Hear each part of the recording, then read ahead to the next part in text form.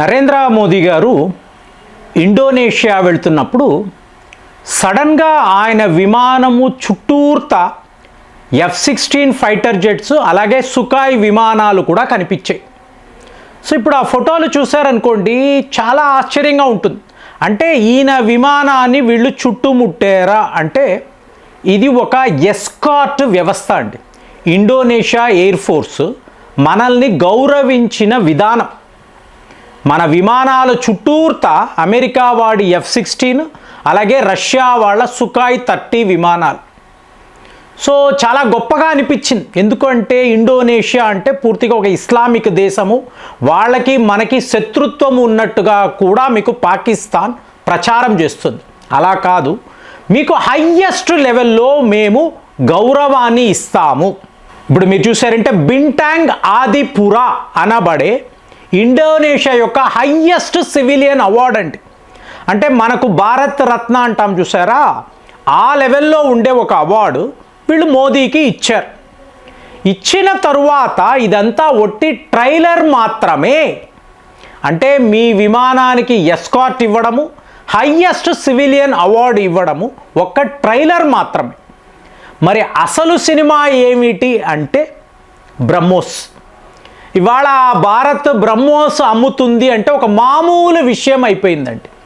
అంటే డిఫెన్స్ ఎక్స్పోర్ట్స్లో మనము ఉన్నాము అంటే ఏముందిలే ఇలా అమ్ముతూనే ఉంటాము అనే పరిస్థితిలో భారతీయుల మెంటాలిటీ మారింది.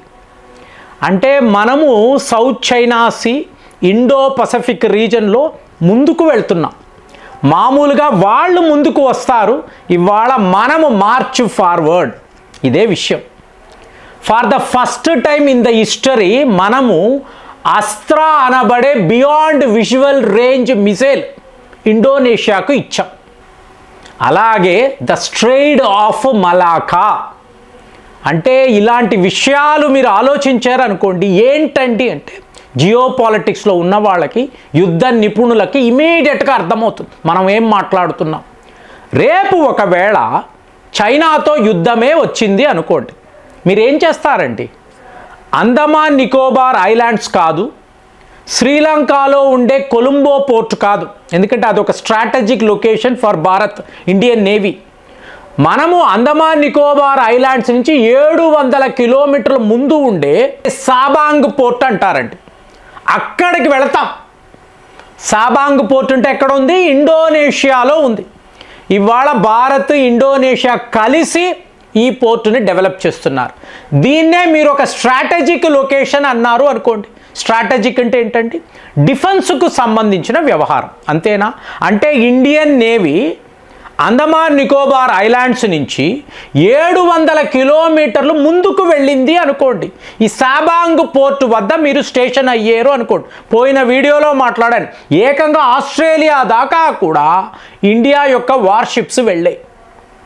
సో ఇవాళ ఈ సాబాంగ్ పోర్ట్ ఇక్కడ ఇండియన్ నేవీ ఉంటే రేపు చైనాతో యుద్ధము అనుకోండి, ఏమవుతుంది ఫ్రెండ్స్?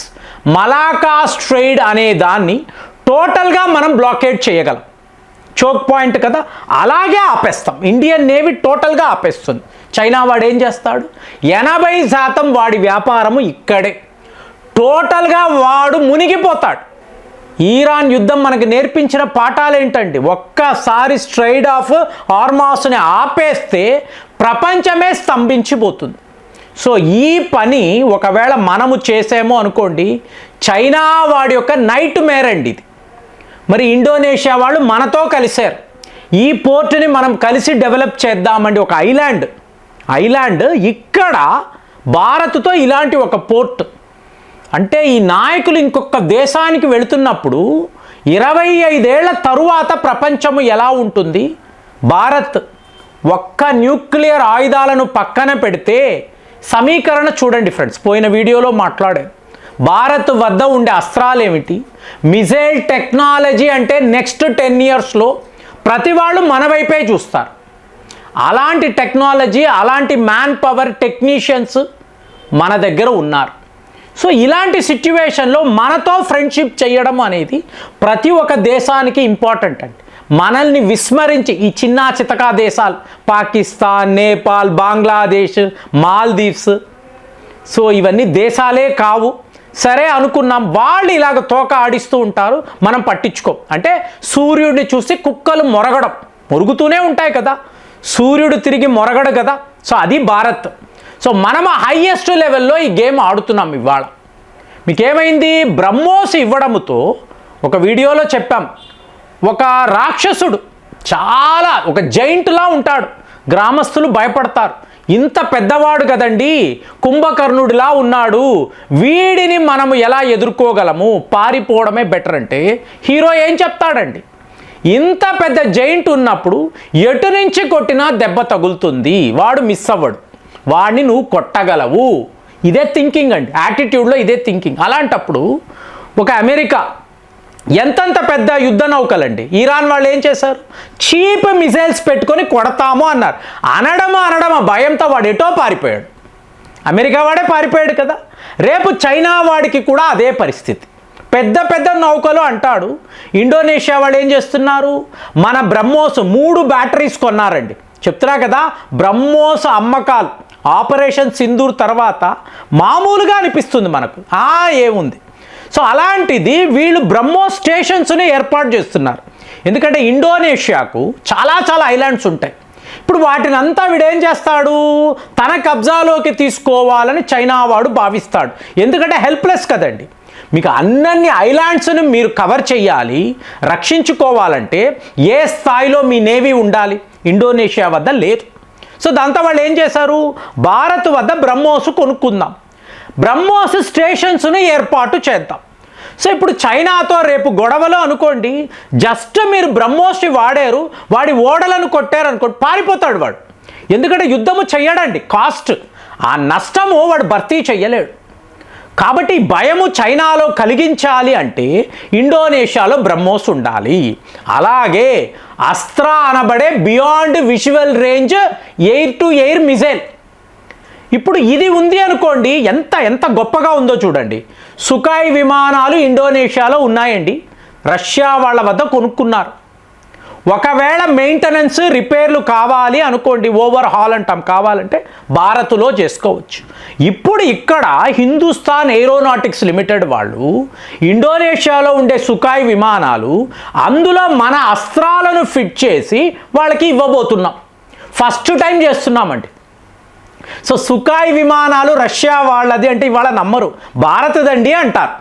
అలాంటి ఒక సిచ్యువేషన్ భారత్కు రష్యాకు మధ్య ఏర్పడిపోయింది. సుఖాయ్ విమానాలే కదా, భారత్లో చేసుకోండి అని రష్యా వాళ్ళు చెప్తున్నారు. సో అందులో ఇప్పుడు మీరు అస్త్రాలను ఫిట్ చేస్తారండి. సో ఫిట్ చేశారు అనుకోండి, మీకు ఇండోనేషియా యొక్క ఎయిర్ ఫోర్స్ ఒక్కసారి వాళ్ళ క్యాపబిలిటీస్ మీకు టోటల్గా మారిపోతుంది. సో ఇక్కడతో అయిపోయిందా అంటే 700 కిలోమీటర్లు ముందుకు వెళుతున్నాము కదా. అటువైపు ఎవరు? ఒక్క ఇండోనేషియా కాదు, ఫిలిప్పైన్స్ వద్ద బ్రహ్మోస్లు ఉన్నాయి. వియత్నాం నెక్స్ట్ లెవెల్ వాళ్ళ, అంటే మీకు ఒక పెద్ద కొండ చిలువ లాంటి చైనా అన్నప్పుడు మీకు ఇవన్నీ కూడా ఏమిటి? చీమలు లాంటి దేశాలు కలిసారా, ఎంత పవర్ వస్తుంది? సో అదే మనము చేస్తున్నాం. సో ఇవాళ మన ప్లాన్ అదే, చైనాను చుట్టుముట్టడము అన్నప్పుడు ఈ చిన్న దేశాలకు కావలసిన ఆయుధాలు ఇచ్చి వాళ్ళ క్యాపబిలిటీస్ని పెంచి, అటు నేవల్ ఫోర్స్ అనండి, ఇటు ఎయిర్ ఫోర్స్ అనండి, మీరు మీ శక్తి మీద ఆధారపడండి. సో మేము సపోర్ట్గా నిలబడుతున్నాము, ఆ చైనాను ఎదిరించగలరు అని చెప్పి మనం టోటల్గా చెప్పడం. ముందు చైనా పేరు చెప్తేనే భారత్ భయపడుతుందని మీకు ప్రచారం చేసిన వాళ్ళు ఉన్నారు, మేధావులు. ఇవాళ చైనా వాడు నో ఇండోనేషియా వద్ద ఇలాంటి పోర్టుని భారత్ డెవలప్ చేయకూడదు, మాకు చాలా చేరువలోకి వచ్చేస్తున్నారు, సౌత్ చైనా సీ ప్రమాదంలో పడింది. ఇవన్నీ మీకు చైనా వాడి మీడియా రాస్తున్న కథనాలు. మనము జస్ట్ వాళ్ళతో ఒప్పందాలే పెట్టుకున్నామా, లేదా ఇంతంత పెద్ద ఆయుధాలు వీళ్ళకి అమ్ముతున్నామా? సో ఇది చైనా వాడికి బాగా తెలుసు. మరి అలాంటప్పుడు మోదీ యొక్క ఇండోనేషియా ట్రిప్, ఆ port development, BrahMos, Astra, straight of Malacca, so దీని విషయంలో మీరు ఏం ఆలోచిస్తున్నారు? కామెంట్స్లో రాయండి. మళ్ళీ వచ్చే వీడియోలో కలుద్దాం. జై హింద్.